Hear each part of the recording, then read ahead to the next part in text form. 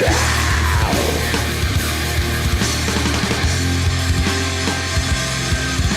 it's time to move on now. It's time for Murder Moose. Hey everyone, welcome back to Murder Moose. This is episode 3. How's it going, Josh? Yeah, we made it. We made it. It's yeah. It's our random acts of podcasting, which goes along with us talking about random acts of violence first. But We're how's the your most random podcast in the world, so it works out. dude?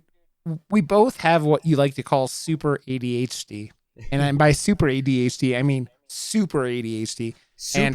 I just went to the doctor and got meds for my ADHD to see if that helps with maybe episode 5 or 6. Who knows? Yeah. Dude, the problem is, and you'll have to learn about this, we record so late at night, you have to be careful about when you take it. Because the thing is, when you have ADHD, you often medicate.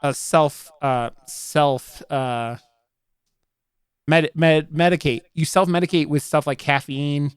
And Yeah, I haven't drank anything today, so. Yeah, I know, but you'll learn real quick because with ADHD, you're like, oh, I can do whatever it doesn't mess with you because stimulants focus your mind. And like when a normal person who doesn't have ADHD takes a bunch of stimulants, they're like, it keeps them up till 4 o'clock in the morning. Like an ADHD person will like go to bed on a normal time afterwards. And it's actually hysterical because then you get on Adderall or Adderall equivalent and you're like, okay, I'm going to drink a Monster at 5 o'clock after having a bunch of Adderall today. And then you're up till 4 o'clock in the morning because you're like, you have so much goddamn speed in your system that your body's like, and so it's like, well, that's what the doctor said. Don't drink coffee and stuff. I was like, okay, well, that sucks because I love coffee, but I guess that's why I love coffee. Yeah, it's because it's the self-medicating.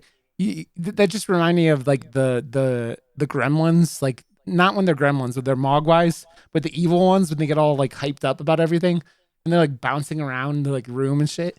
That's what that just reminded me of. Probably from Gremlins 2, which is an underrated movie, by the way. There's a Spiral coming out in 2021 as well. Yeah, that's the Chris Rock one. No, 2021. 2020 is the Chris. That got delayed till 2021. No, there's a French movie coming out called Spiral as well. Okay. In 2021. So we're going to talk about this. This is the funny thing. Okay, so Josh and I are sitting here messaging on Discord like last week, and we're like, what are we going to watch for this upcoming week? Yeah. And we were kind of like bullshitting about it, and Josh goes, what about random acts of violence? Oh, I was like, okay, I'm in it. But I was like, I'm going to look around first too. And I went and watched a movie on Shudder called Spiral. And I was like, oh, Josh, check this movie out. And I come back the next day and I quickly figure out that he had watched the wrong Spiral. And I'm like, oh no, communication problem here. This is mostly my fault. Well, who thinks that there's going to be a movie called Spiral that came out in 2018 and 2019 and is also going to be coming out in 2020 and 2021, or it's being pushed, so 2 in 2021 as well. Yeah. What the frick? Get an original name. It's a super generic name, and it's like we talked about it. Like our first episode, we talked about Relic, right? And then our test episode, we've talked about Host. So like the Relic and the Host, and there's another movie called Host, which was the Stephenie Meyer one about the alien invasion. The lady who wrote the Twilight books. So we've had a reoccurring pattern with these right. Yeah. With these movies and talking about there's another The Host coming out in 2020. Is there really? Yes. Holy fuck, man. Is this okay? Let's be honest here. Is this a generic movie thing where it's like we've been watching lower budget things, right? We've been watching Netflix things and Shudder things. And I think there's more than one movie called The Babysitter, right? So is this lower budget things that are just naming things weird ways? Yeah, there was a movie called The Babysitter in 95. There was a TV movie called The Babysitter in 2020, and for some reason, the Halloween has a subtitle from 1978. The original Halloween has a subtitle of the Babysitter Murders. I gotta put you on to. I just saw this trailer today. On October 16th. There's a fan-made Halloween film coming out. That's like a short film, and they took over the day that Halloween was supposed to come out this year, and it got postponed because of COVID. That's so dope. they were like, and it's a team of nothing but YouTubers and stuff. Oh.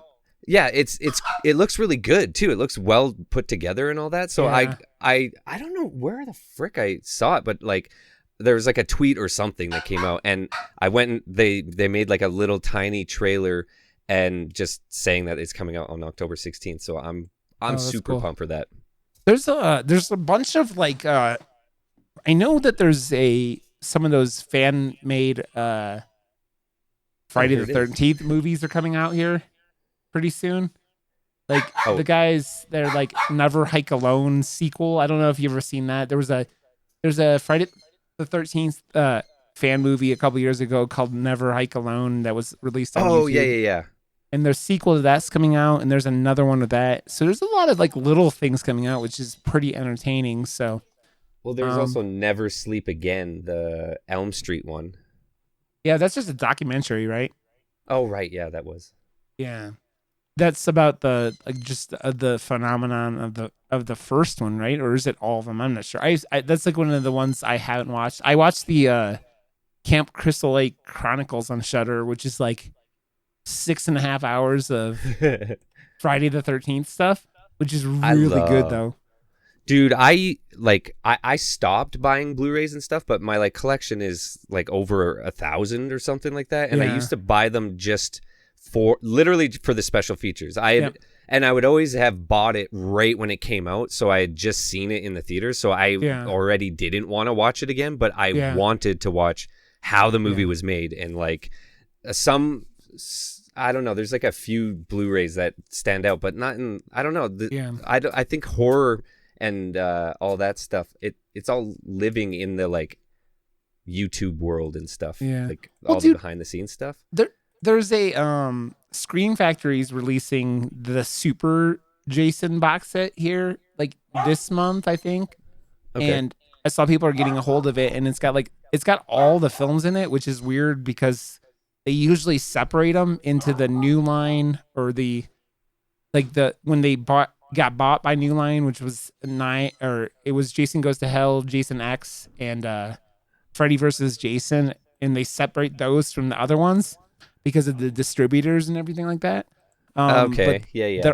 I think they're all in this collection, which is kind of cool. And there's a bunch of extras, and which is cool with that is because the Fridays that they go deeper in, they start getting really, really, really fucked over by the MPAA. Like they hacked them together, especially 6 and 7 and 8 really. It had a bunch of gore just like straight up taken out of them. And so What? there's There are R-rated horror movies. Like, why would you take gore out?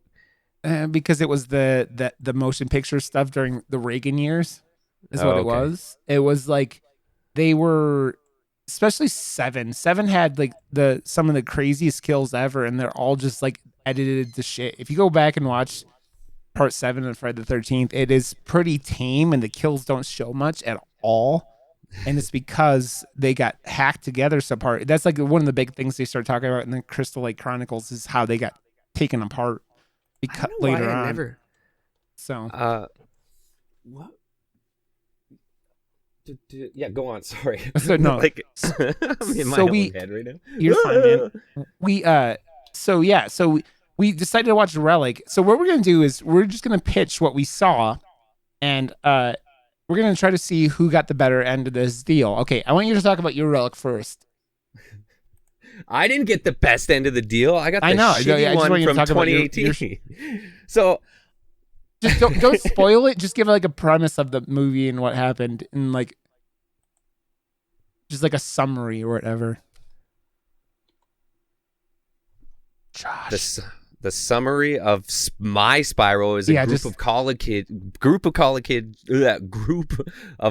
kids reunite in a small town for a wild bachelor party, and it's like this stupid psychological thriller that thinks it's being a lot more psychological than it actually is, and it's just like really shitty filmmaking, the worst acting ever. Like Kissy's like, what the hell? This is the worst. Like I make shitty BBB horror movies with my friends, and it's like I can get them to act. But Yeah. like this is a full length movie. Like holy shit. Yeah, it was So the isn't that good? worst. No. I'll give you a little talk about My Spiral, which is the Shudder one. It is a movie about a gay couple that moves into some small town in, I think it's like New York or something like that, in like 1995. They move Okay. in. It's like the one guy's daughter and the gay couple, and they're in this little buttfuck nowhere town, and like the daughter's gonna graduate from high school and stuff, and then the guy is basically the one guy is trying to figure out if everyone in this town is fucking with him, and if there's like some weird kind of shit happening. And I really liked it. It wasn't perfect by any means, right? It was it had some weird oddities in it, like in the middle especially, but I think you would dig it because they give you just enough detail during the movie that you're like, what's happening here? And then they explain a bunch of it at the end, but they don't explain some of the bigger questions, and it's in a good way. Okay. So you kind of think about it and you're like, oh, what the hell is happening? And like the ending they leave, it sets up like if they wanted to, they could do the sequel maybe. But I really liked it. I thought it was entertaining. That one's on Shudder. So if you like little, it's kind of like a home invasion / like culty kind of horror, you know? Yeah, it sounds like that's what it sounded like just from what you were saying. Like 1995, I could tell it was going to be like about, oh, we don't like those type of people or something, right? Yeah, that's exactly what it is. It's Mhm. we don't like those type of people, and Yeah. the thing is, it isn't just, I don't know, like the acting in it was really really good for the most part. It does that whole, you know how small towns are creepy, like Yes. because there's like 7 people in them, like, and you're like not alone. You're like so alone because there's no one around you, and you're like, yeah, if someone walked into my house and started murdering me, no one would ever respond. Like the cops could never show up because like we're in the Takes middle. them an hour and a half to get there. Yeah. Yeah, it does that kind of stuff, and Scary. yeah. So I really liked this one. Again, it wasn't perfect, but it was like another like my perfect kind of horror. I think we've kind of talked about it a little bit in the first few episodes, but like if you do a good short horror in like 90 minutes or less, you like, I am on board to watch your movie regardless if it's bad or not, just because it's you know, it's easy to fit into a busy schedule at that point, right? Yeah, So. it's almost like a nice light snack. Yeah, exactly. It's a light horror snack, and Yeah. that's kind of the thing. So I would say watch it. Maybe we'll talk about it at some point. I think it was cool. But it's also very it's kind of relevant today. Like and this is one of the things I do like about horror, is because horror will touch subjects that like a lot of other movies besides like drama really don't. Like, Well, that's what I like about like Jordan Peele coming into the mix, because he Yeah. understands it like that. He Yeah. understands that you can attach like an agenda to a movie or whatever Yeah. you want in horror. But Yeah. he's bringing it to like the dramatic side as well and getting it Yeah. like noticed by more. So Yeah. I hope it as a genre gets more appreciated instead Yeah. of getting tucked away. yeah. And come on, guys, can we make our names a little bit easier to hunt down when there are 800 copies of a goddamn movie? But yeah, the one thing about this movie that I'm gonna say that like it has moments in it where you're yelling at one of the characters and you're like, what are you doing, you idiot? Stop it. Stop it. Stop it. Which isn't that uncommon in a horror movie, right? It's like, Well, that's what I was saying to myself when I was watching My Spiral. Why the fuck are you watching this? Stop it. Stop it. Stop it. no, Just like, stop you're just like smacking yourself around like, motherfucker, no, stop. Bad. Just stop watching. Bad. Why are you still? You're Bad. still watching it. Fuck. Stop. Just stop the freaking movie. So because Kissy of that, laughed. because of what happened with that, we're gonna talk about Random Acts of Violence. This just got released on Netflix or on demand. Shudder like last month or in August. I don't know. I had a screener before that. Okay, I think it was in August or September it came out on Shudder. We're gonna spoil this. I know I had someone say, like, we've warned about spoiling every time, and we will continue to do it. But just this, if you want to watch this movie, which go watch the trailer, check it out beforehand. The movies. Let's just talk about this. Movie's been getting a lot of. I wouldn't even say buzz, but it's people have been talking about it, and a lot of the talk hasn't been super positive. I don't know if you've seen a lot of this. No, I don't really look too much. Well, I think a lot of people have been upset because the movie. I kind of said to you before we started recording. The movie comes off, and I think you know how American Psycho kind of has that kind of like art house film, or kind of like Black Swan. Black Swan's a perfect example. Black Swan has that artsy feel of a movie, kind of like you can go like look at things like The Witch and Lighthouse. Those movies that are supremely well done filmmaking that are also horror, but they're done in that little, tiny budget with, not much money. And but it still looks so good at the end. Yeah. It's the person at the helm though of those movies. Like the when you have like a director that understands filmmaking and writing, just like like him. You mentioned what Ari Aster or something. Yeah. So yeah, he's like a genius when it comes to this stuff. He sees it at there's a select few like people in the world that kind of just see film differently, and he has added himself to that list. And everyone else will now look at him like that, right? Like so by the way, we're not even dropping the fucking pattern with this movie. I go to IMDb and type in Random Acts of Violence. There is a Random Acts of Violence from 1999, Random Acts of Violence from 2002, a Random Acts of Violence from 2012, and then Random Acts of Violence from 2019.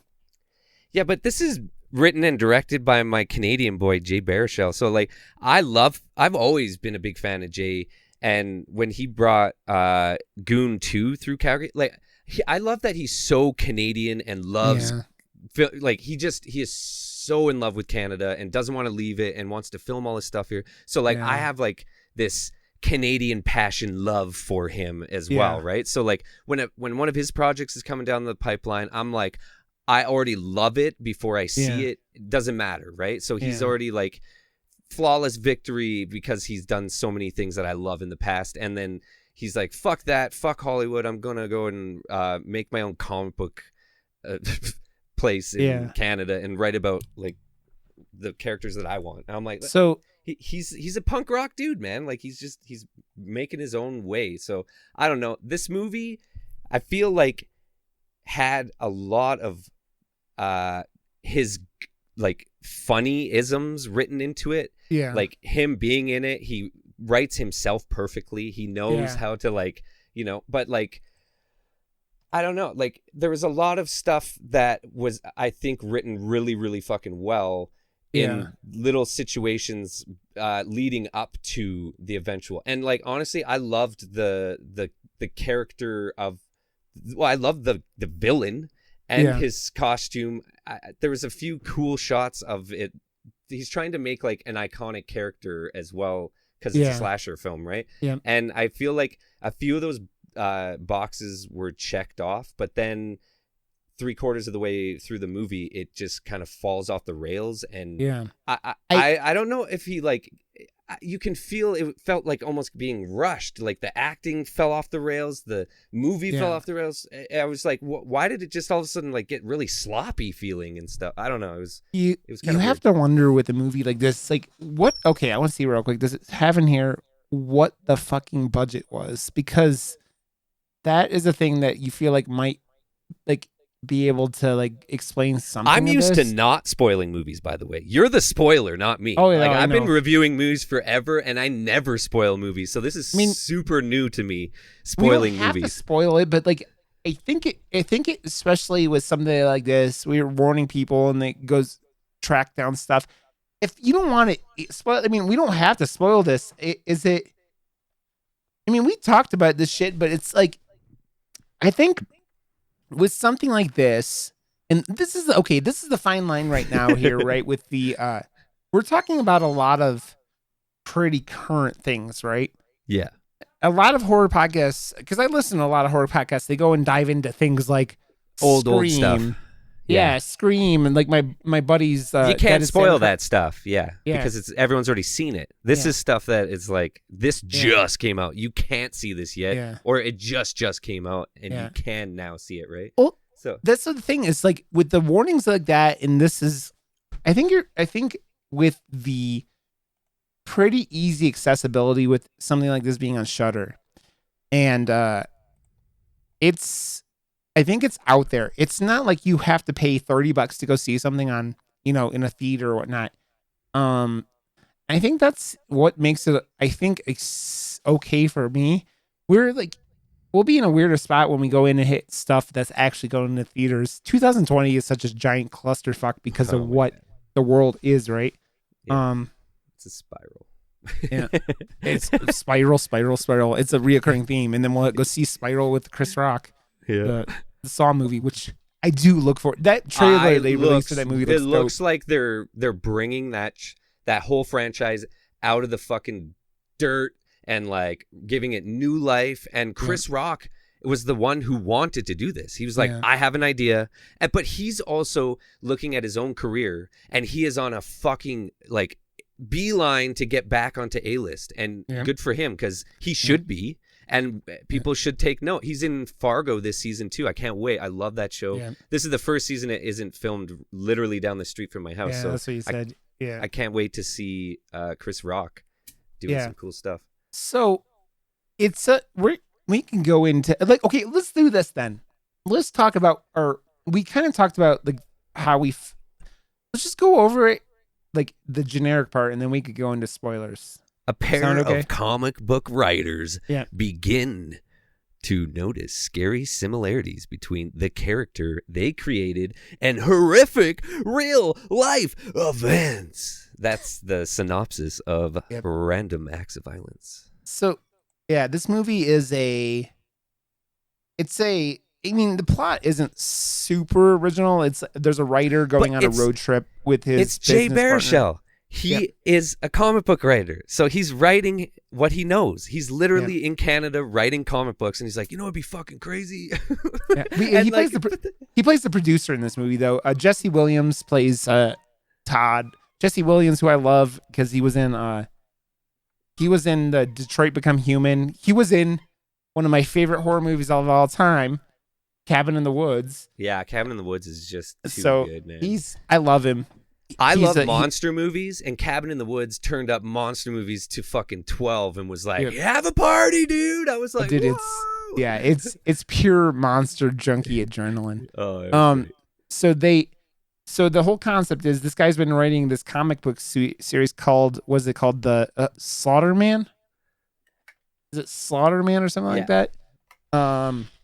Who he takes a series of events where the stretch of highway in New York over like a 7 or 10 year period, a bunch of people either got murdered or disappeared. And he basically takes these series of events and they never catch the guy. And he like bases this series of comics on it.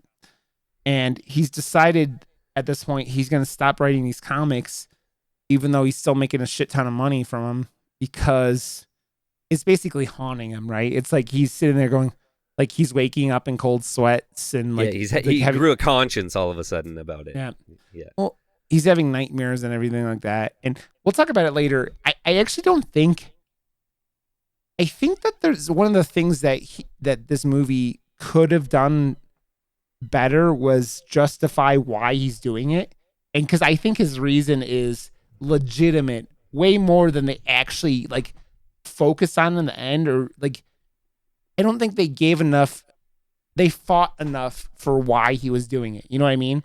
So I think because, we'll go into that in a little bit. And so, so they go into this road trip, and while they're going on this road trip, some crazy murders start happening, and they start wondering who's doing it. So that's kind of like the concept of the movie. I think what you said was pretty accurate. Like the movie is a pretty good slasher movie for about 3/4 of the movie, and then it falls off the rails. And I don't know if there's stuff out here about like there being issues with this movie, but it kind of feels like a first-time director, but he's not a first-time director, but like a young director.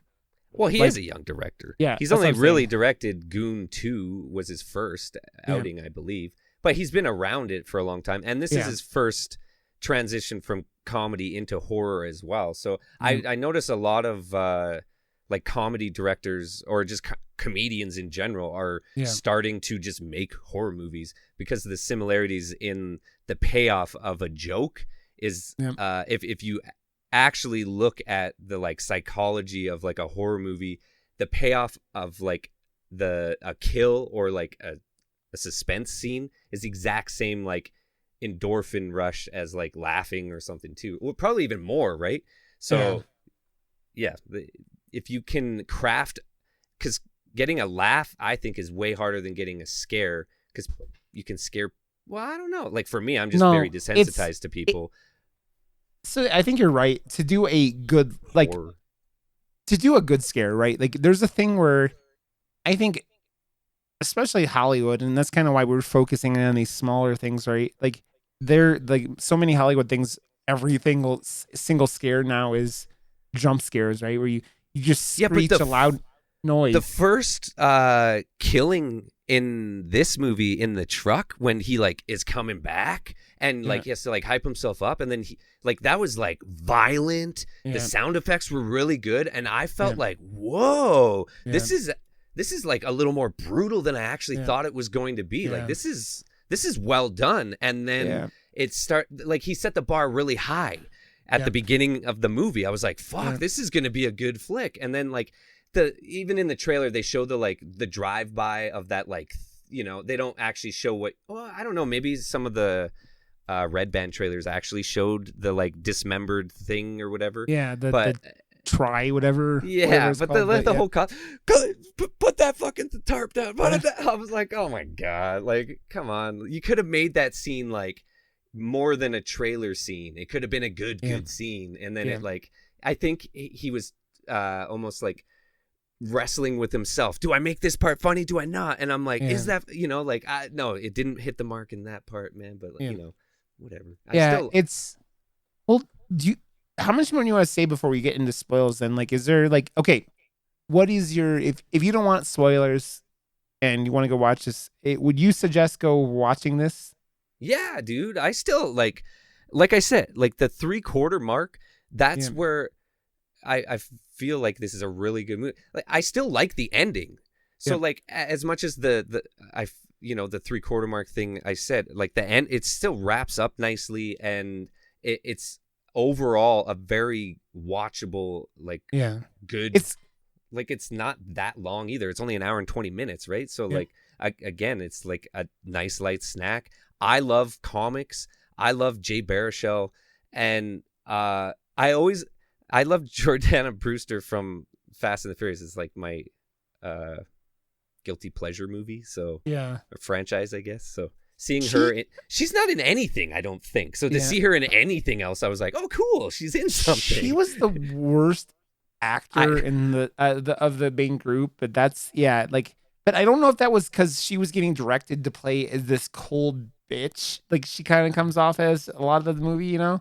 I But- felt like Jesse didn't act very well either. Like Jay just gets to be himself, so he doesn't Yeah. really have to act. Yeah. He's just like, Let's- whatever, guys. It's- Let's go over here. The thing is, like, I don't know. Jesse Williams has been. You go look at his things. He's done a lot of like TV, and then like what you talked about, Cabin in the Woods and stuff like that, in video games even.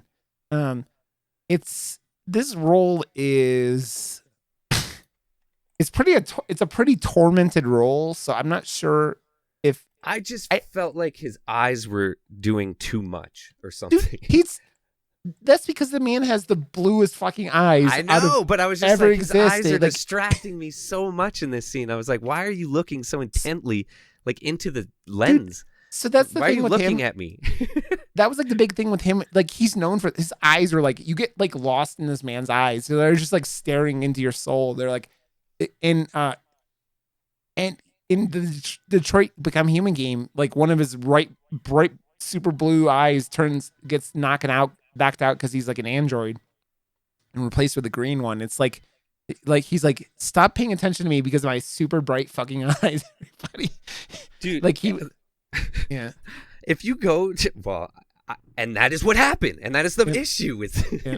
But if you go to the random acts of violence IMDb and just flip through the images, Yep. it shows Jay Baruchel like behind the camera directing, like on a couch looking frantic and Yeah. like in mid like freak out or something. That's honestly that's how the last 3/4 of the movie felt. It felt just like, oh shit, we're out of time, we're out of budget, fuck, we gotta get it done. Yep. Like that's seriously Dude. how the end of the movie felt. I was like, fuck, It's- why is this movie was so well? Did you run out of time and money or something? Like, It kind of feels like the story, right? Because the story is, let's just go into it. So I say the same thing. I like this movie. It's worth watching. It's not perfect. It's not a 10 out of 10 movie, but No. it's fun and it's got some cool kills and cool slasher things. For a totally. movie, like we don't get a lot of slashers. So I enjoy was this. stoked. Go check it out. Yeah, to get a slasher in this day and age, like, and especially like even one that is attempting to make a new iconic character. Because Yeah. if you're gonna do a slasher film justice, in my eyes, it has to have a very 80s, almost like throwback nostalgia to it in Yeah. some way, shape, or form. Yeah. It has to have like a kick-ass like mask or something. Like it's a Yeah. slasher film. So Look, you gotta, yeah, you he's gotta, got- you gotta have that like something that can stand the test of time. Like the ghost face, I love that so much. It just it and that was like thrown on. I don't know the story about that, but It's funny because that's the two things. The two things you really, really want or help identify a slasher is their face / mask and their killing weapon, right? Like Jason's known for a machete. Freddy's known for his claws. Pinhead's known for like his pins in his head, but also his like, his chains where he rips people apart with his chains. Like all things you associate with these iconic 80s slashers. And like, then you have other ones like Chucky, where Chucky's not really known for killing with any particular way, but like so then you start going, well, is Chucky second tier of slashers because he doesn't have a particular method of killing people? It's an interesting. because his MO is to just kill people, right? Like it's senseless. Well, I know, like, and that's what I'm talking about. Like, what's the iconic thing? And that's one of those things about this movie. So we're gonna spoil the shit out of this now. So, the killer, which is called, they just call him the Man in the thing because he's never really given a name. It's Slasher Man. Slasher Man. He has his look is he has this like welding mask, and in the comics, Jesse Williams' character Todd gives him this cool semi truck where he like runs around and tortures people in. And he looks like he has a bunch of machetes in that, but in real life, let's just go over it. So like we talked about, this writer's going to do this, and he goes on this road trip, and you start seeing weird flashbacks, right? You see these flashbacks where like of a little kid who's like just sitting there, and he's got blood on his head. And you start getting over the flashbacks throughout the movie that kind of go back into it. So I yeah, feel like Jess. this movie did the good part. Sorry to cut you off. I just No, you're good, man. were like some of the shots looked like it was like conceptualized by a graphic novel, like it was a cell Yeah. from a graphic novel or something. And Well, they turn them into graphic, like comic book panels at points in time, Yeah. right?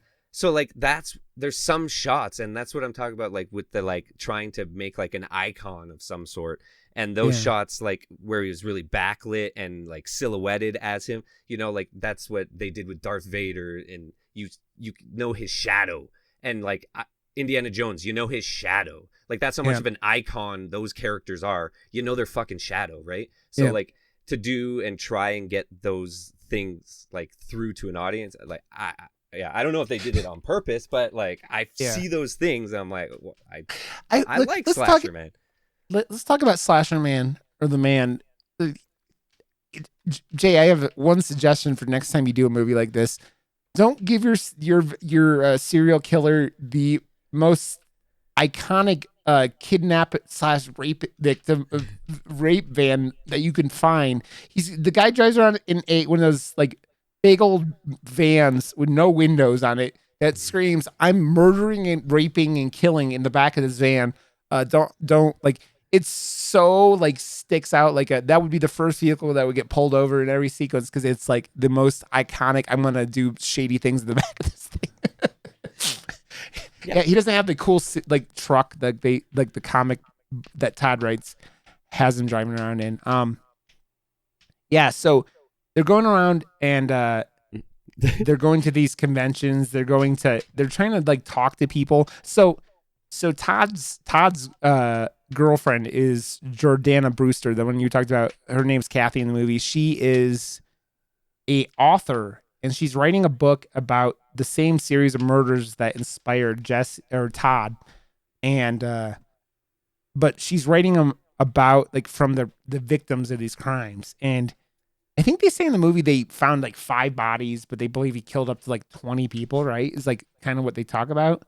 Yeah. And so it's a weird conflict, because that Todd feels like she's coming out and trying to like make him look like a fraud, because she's like going to be a real artist, because he's not. He's just a comic book artist who draws a bunch of gore, right?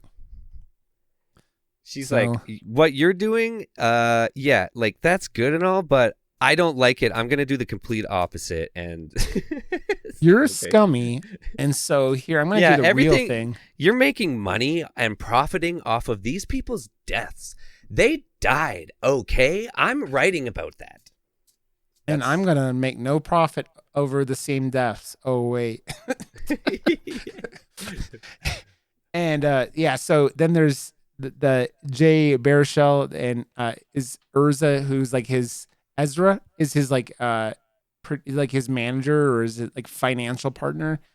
And where's this girl? Oh, it's He had to write in a character that could be in front of the camera, and like it's a throwaway character. That's what he wrote himself in Goon Yeah. 2 as well, right? Like So the thing with him that was weird, and like he was like, I feel like he was kind of unlikable, but kind of funny at the same it's time. not You know in- what? No, I'm going back on what I just said. Well, maybe not in Goon, because he was, but whatever. You Yeah. get it.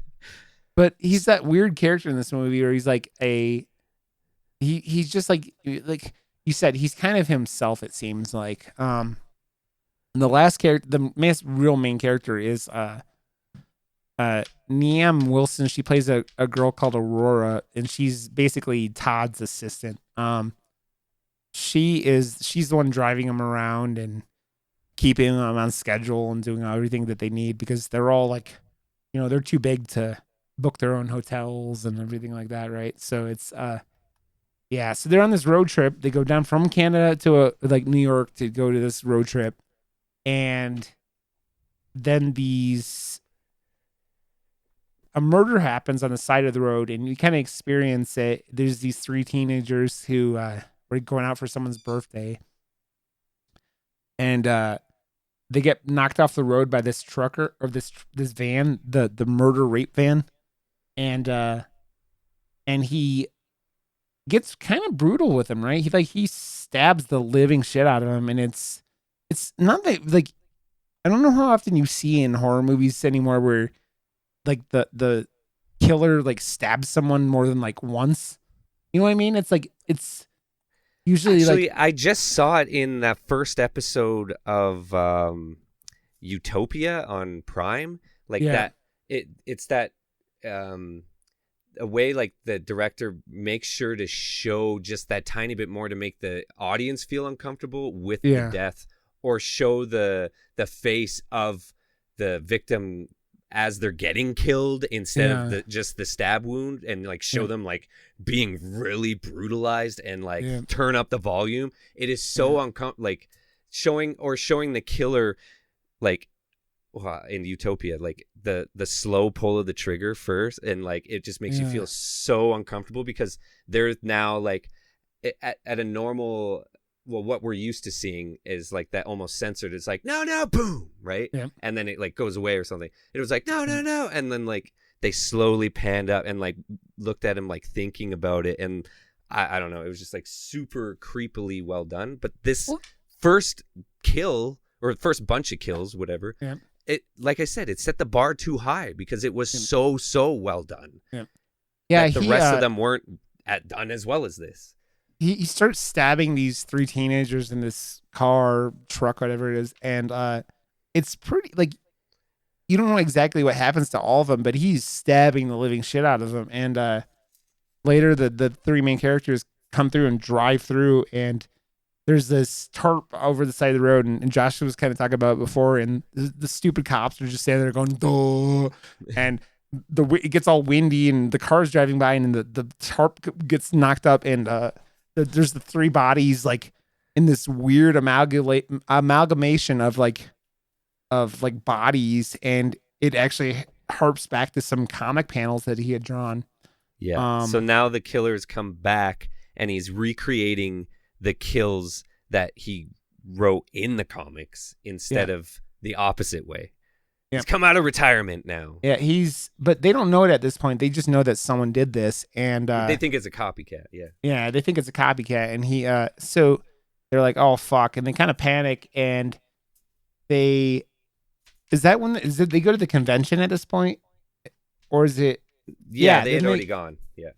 Yeah, they're at a convention for like signing autographs. Yeah, so many autographs. Some creep. Just like creeps getting autographs and shit, and you can kind of tell how Jay. Can you sign my dead guy with blood coming out of his neck? Like what? Yeah. Like who has this stuff? Yeah, and so like Todd gets this phone call, and the guy just like gives him 3 numbers, right? And Todd thinks it's a fucking Bible verse, and he like goes in and it's like something with like the end of the Bible and like it's like something about wrath or something like crazy like that. And he's like, that seems a little fucked up. And but he doesn't tell anyone. He just like looks this up, and then later on, they go to this hotel, this shitty motel in the middle of nowhere, and he gets another phone call and another 3 numbers of the same voice. They end up their assistant, what's her name? Aurora, gets pulled off and gets her head ripped off, which is another pretty brutal kill that's done pretty well, right? It's like there was a whole bunch of well done deaths in this movie, but just like even like when she's just sitting at the picnic table and like he comes up, but like I like how again they tried to, or they like backlit him, or it was, they did some cool things with this movie, but as a whole package it wasn't all 100% there. I have a side note.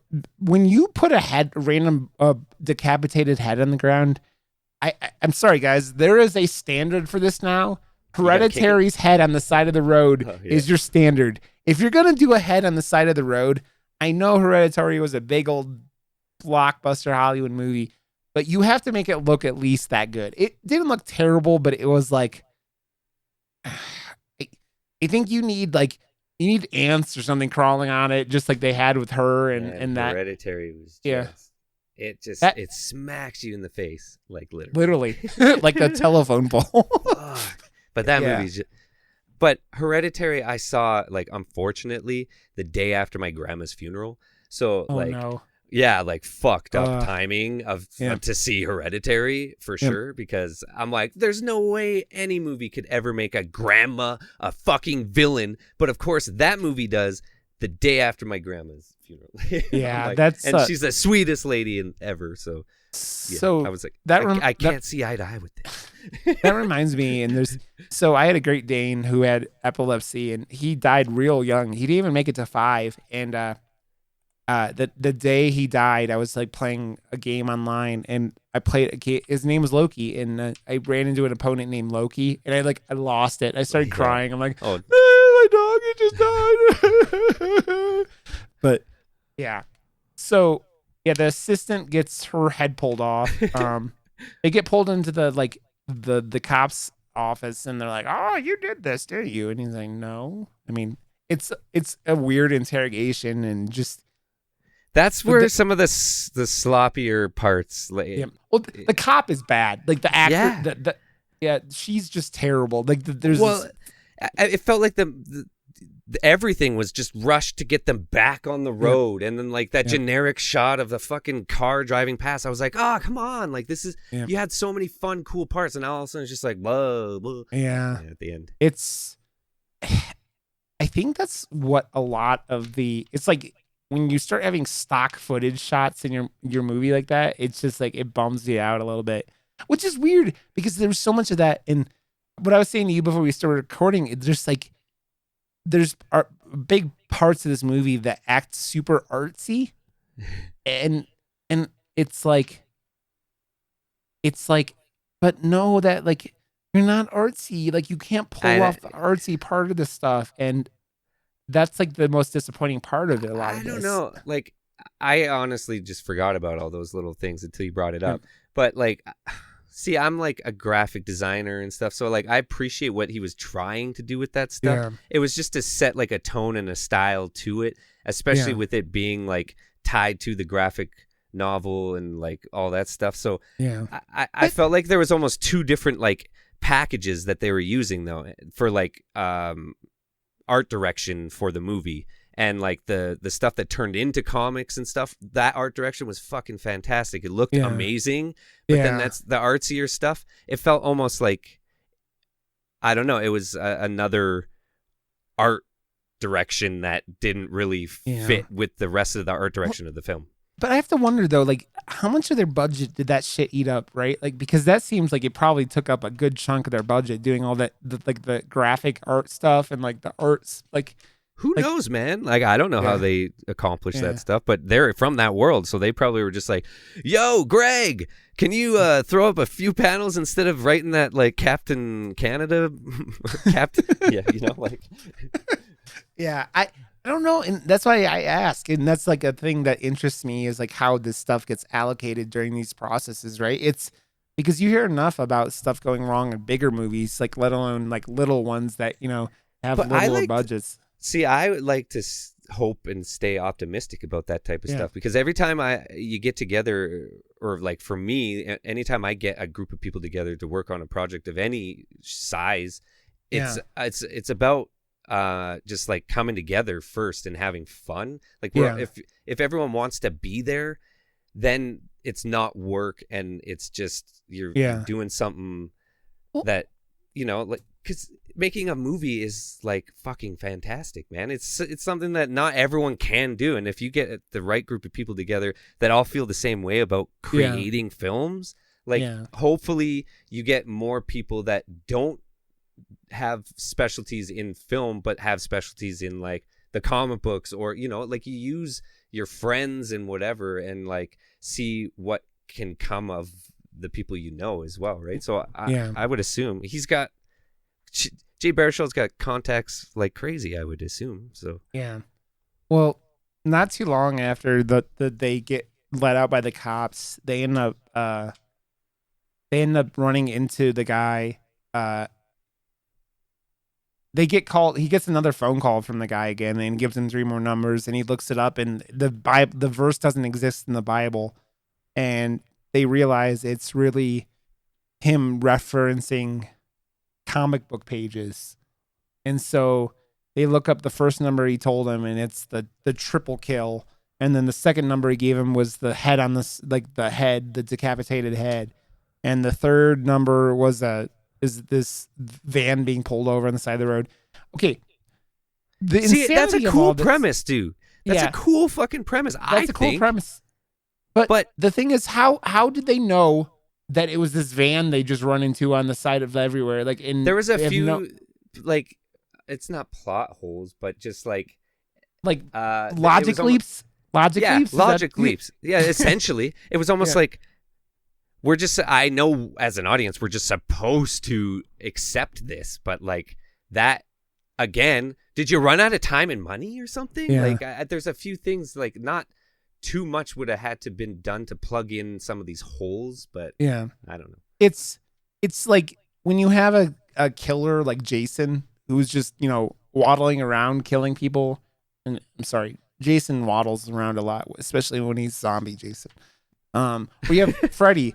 He's running around and killing people in their nightmares, right? It's like what's happening, but this guy like magically appears out of nowhere, stops this random van that he somehow was in front of them, calling to know that they were coming at him to stop this family van where he fucking this probably had the biggest distasteful scene in the whole movie is he runs this van off the road and they can't do anything about it because he's shooting them, which is the oddity of this movie. This guy stabs, shoots, whatever. And maybe that's because this guy he's got to be in his 60s at this point, right? Like from like everything that happened, or in his 50s. Like he's older compared to the guy who was killing people like 25 years ago.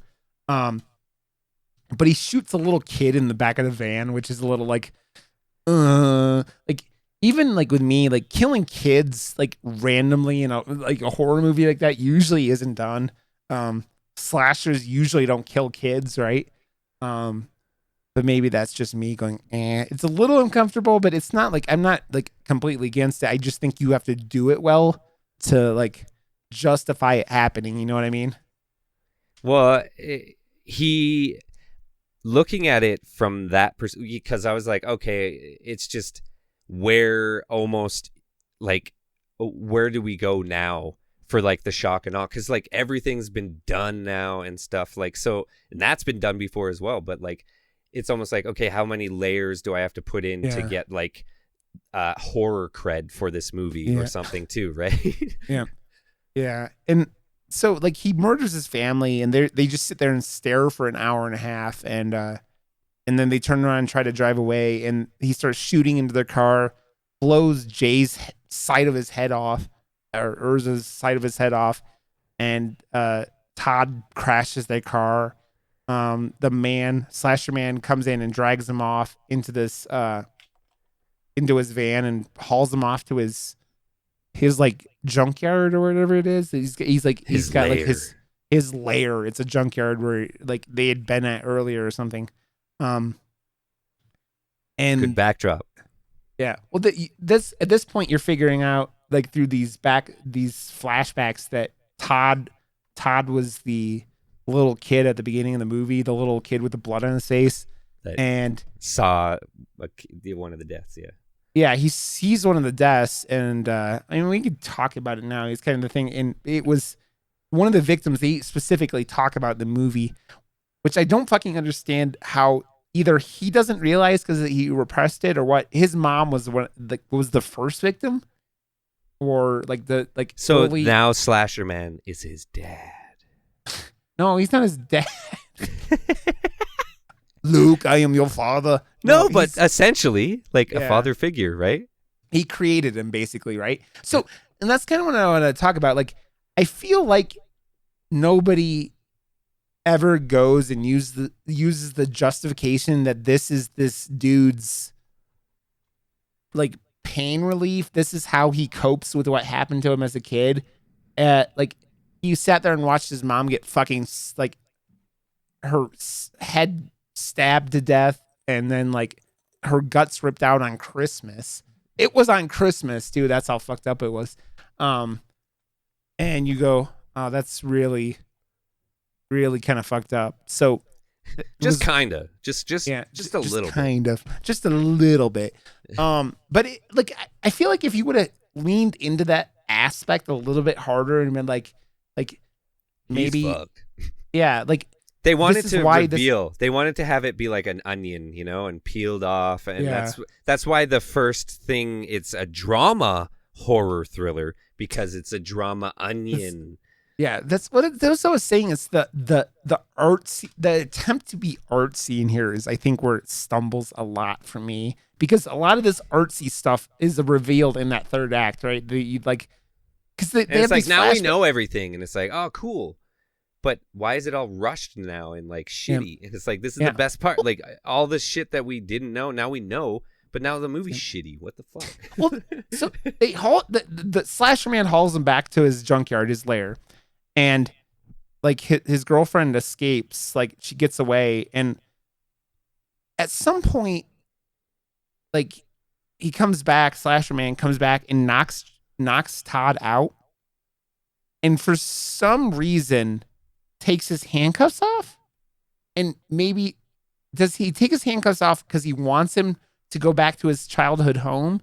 Like there are logic leaps in this that I don't completely understand. So It just gets messy. It just gets Yeah. like it didn't look like there was yeah, I don't know. Like like it's like it's he just a knocks stumbling kinda Todd. mess Yeah, he knocks Todd out at the end. and then goes after Kathy and ends up killing Kathy. And she's like, there's this weird like she's getting killed, and she's like, I'm not gonna scream for you. And it's just like, oh my god, it's just like she has some really bad lines at the end of this movie, like where she's like, the two of them are sitting there like before he comes back, and she's like, I don't want to be scared. I don't want to be like, and it's just like, what is going on? You like none of this like writing makes any sense to me in this situation. Like they were trying to be serious or something like that and not just be a slasher movie. You know what I mean?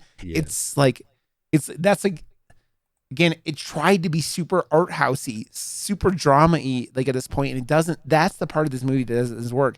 So like Todd wakes up, and for some reason he goes, oh shit, I'm gonna go back to my house that my mother got slashed in, like her head slashed open in, like when I was 5 years old, because yeah, I know that's where the killer is, which makes zero sense. He goes back, and the killer dude's just sitting there, and he's got, oh no, you know what it was? You know how he figured it out? He goes into his house.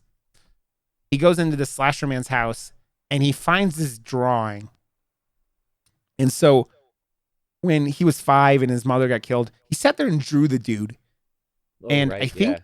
he gave him for some reason he gave him the welder mask, because I think he had seen him at the junkyard or whatever. They had visited, like, or whatever, and he sits there and draws him while his mother's being murder killed to death. You go, okay, kid, you are fucked up.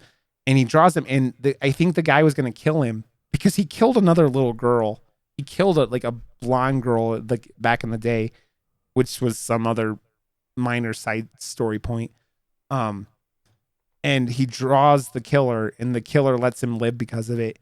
And so when he wakes up, he goes into his house and he finds like his script and everything like that, and he finds this drawing. And so he knows at that point to go back to his original childhood house, I guess. And he goes there, and like the 3 bodies of his friends are all there at the table. Like it's that, like his mother's death all over again, but with his new family.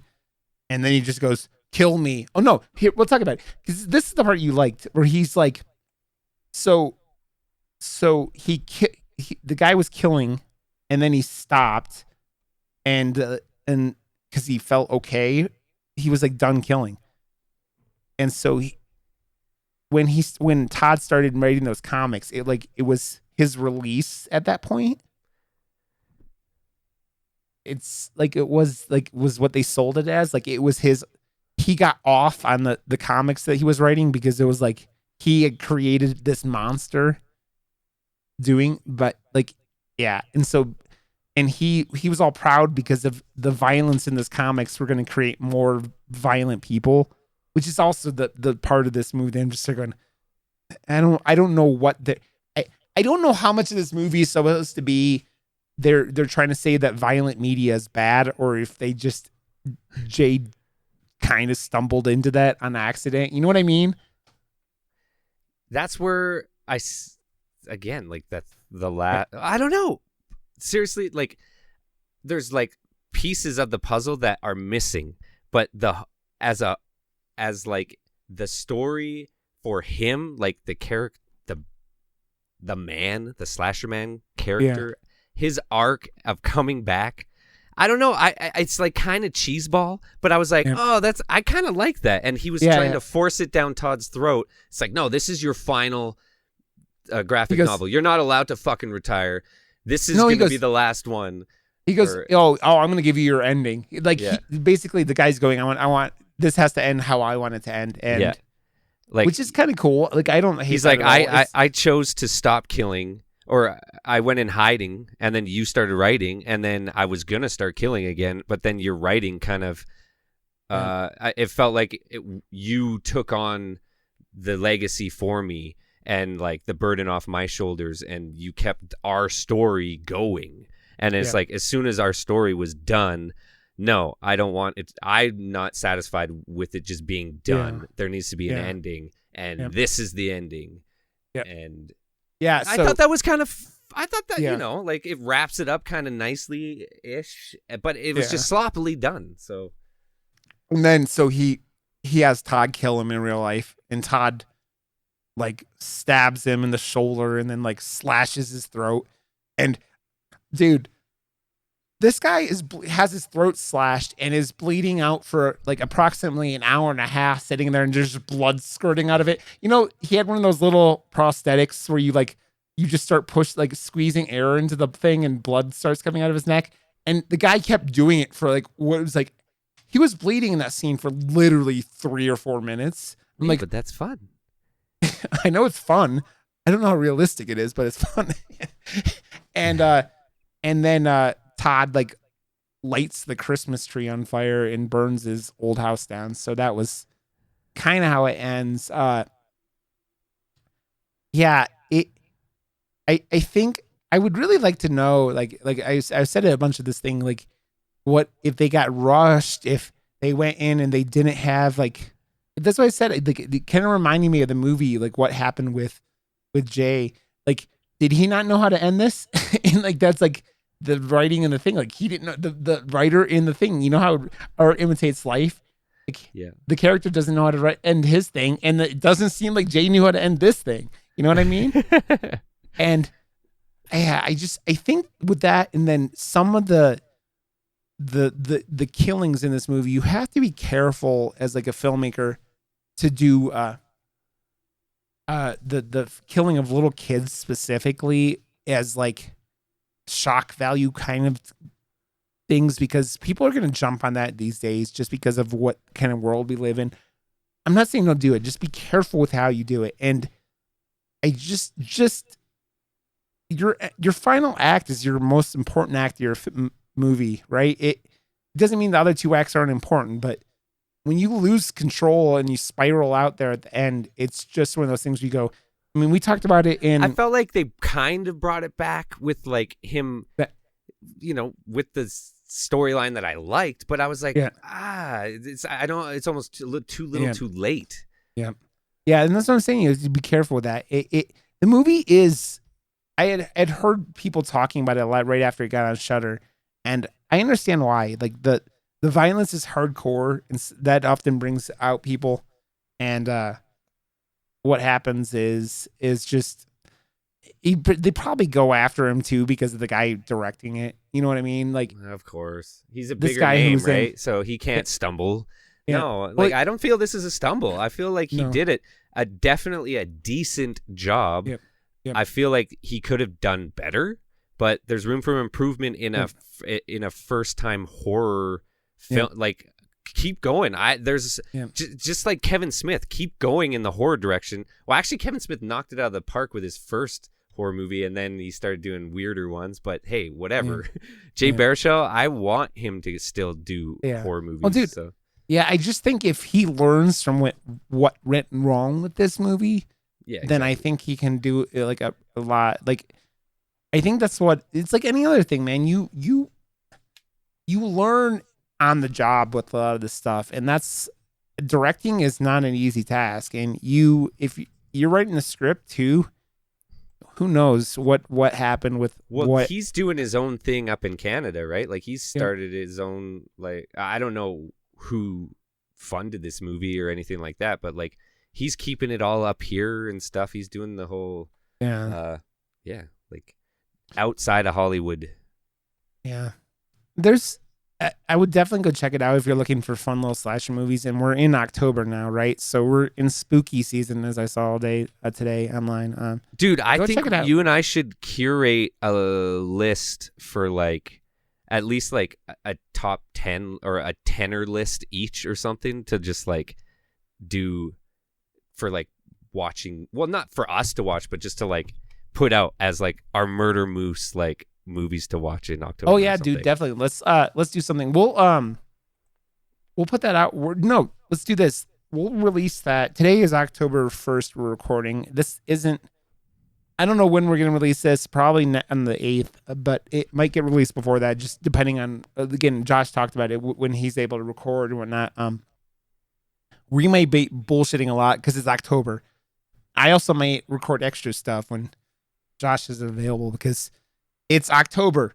There's lots of spooky shit going on right now, so who knows? Well, I'm trying to get together with Game Dad and potentially, because October's usually like in outside of COVID times. October is my busiest month of the year every single year because of horror. Like last year, I did a panel at the horror convention in Calgary as well, and then the Terror Challenge that went up against Game Dad. So I met him there, and then my birthday's in October as well, and then Halloween's like my favorite thing in the world. So like it's a big production. So all that's pretty much canceled this year. So so we're doing this stuff, man. I just love doing this with you, so it's a blast, dude. Let's talk about it before we go and shut down then.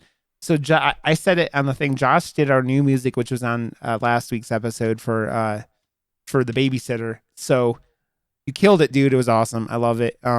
So I got to tell that story though, because you accidentally got my band Olivia back together by like asking for an Olivia song for the beginning of Murder Moose. So I went into my old files that I hoard everything, and like even the guy who wrote and produced the song in my band, Matt, the guitarist, he forgot about the song. He doesn't have it backed up. No one has any of this shit. I had this song that we never wrote lyrics to, and we never released it because it never got screams or vocals put onto it because none of us had the balls to sing back then in 2006.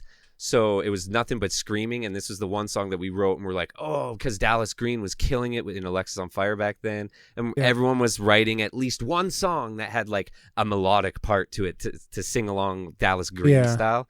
So no one did it. So I found that song and was like, holy shit, and ended up writing my own lyrics to it, and now the band's back together with me as the lead singer. Dude, I love it because it's cool. It's cool just having that little piece of just you on there, and the music's dope as fuck, and it's very like it just smacks you in the face, which is something I think horror does well. So it just goes along with everything, and I love it. So I mean, everything's going here. We do this whole thing, man. I'm very happy that you wanted me to do this because this whole thing was like totally your idea, and like you're like, dude, this is gonna be fun. I'm like, I know it will be. I know. I was just like, I wasn't like, I was scared to like jump in because of timing or just time in general. And this has been a blast, man. Yeah, so I appreciate. So we have a Twitter. It's Moose Murder Pod, I think is what it is. It's listed in. You'll find it in the show details, the notes every week. So that's attached. Our logo came after we recorded the first two episodes, done by the Fabulous Batclam, who's a friend from online. She killed it. The Murder Moose logo is fucking epic as shit. She did an amazing job. So can't say thank you enough. Everyone loves it. So everything came so good. Yeah, everything came together so well for all this stuff, and it's been a blast, dude. So we'll do we're gonna do that. We'll do that next episode. We'll do some kind of list, either top 5 or top 10 or something that we think should be. Shut up, Gizmo. My French bulldog is barking behind me. My French bulldog is named Gizmo, just like everybody knows from Gremlins. So yep, that is what it is. So That's awesome. okay. Josh, tell everybody where they can find you. I hang out on twitch.tv/JoshWRB most days at 3 p.m. Mountain Standard, or just joshwrb.com. I'm switching everything right now, but yeah, that's... I've linked to your website, the first 2 episodes, so it's in there in the notes and everything. So if they want to find you, they could track you down. So, yeah, and you can find me on Twitter at Rod_Johnston and on Twitch Rod_Johnston. I've playing spooky games all month. I play spooky games most months. I just finished up Resident Evil 0 today on my stream. Nice. And then I played the Plank game, which is horrifying for me because my one fear in life is heights, and it's a VR game where you're like on a plank on top of a skyscraper. It's horrifying, man. Horrifying. Oh, so you can't watch those like videos where like extremists are like doing somersaults and shit on the top of a building? Nope. I hate heights. I hate heights. Really? So you didn't watch the line with like where he like does the tightrope? Oh man, that documentary was amazing. And the movie, they fuck with you in that movie too. So if you're like, if you're even like a little bit afraid, like I don't even give a shit. And there was a few parts where I was like, whoa. So you would be like, nah, I'm out. I'm done. Yep, I'm out. Fuck that. Yep. Nope. I'm good. But that's a Robert Zemeckis film, man. He's Zemeckis, man. Back to the Future. Yeah, well, I mean, that's the problem, right? It's I don't know. It's something. He's made bad films. I'm not gonna say he's not, but yeah, it is Moose Murder Pod is our Twitter. So come follow us there where we get a lot of the news. Thanks again, Josh. I love you, buddy. It's been a blast. This is a blast. Connecting with a bunch of horror stuff, and I'm doing a lot of that on Twitter and stuff like that. But it's been a blast. So I love you. This is so much fun, and I can't wait to keep doing more. And fuck, this is kind of a goal, man, was to get it up and running by October. So, and we're on episode 3, so we're killing it. Okay, buddy. I will talk to you soon. Everybody, thank you for listening. Give us a like, give us a review, give us a 5-star review on iTunes. And if you want us to be on another platform that you're not seeing us, just let us know. Message me on Twitter, message the show on Twitter, which I also run, but it's there. So love everybody. Love you, Josh. And we'll see everybody next week. Peace out. Bye.